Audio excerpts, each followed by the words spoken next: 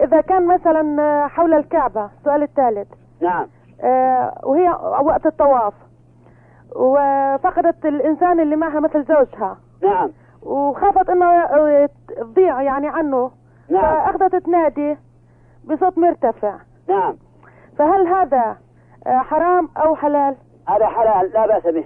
لأنه في برضه يعني خافت إنه يكون لأنه مكان عبادي أو شيء يعني إنه يكون لحقها إثم أو ذنب يعني. أبدا ما عليها إثم لأنها في ضرورة. شكرا لك فضيلة الشيخ ومع السلامة. مع السلامة. مع السلامة.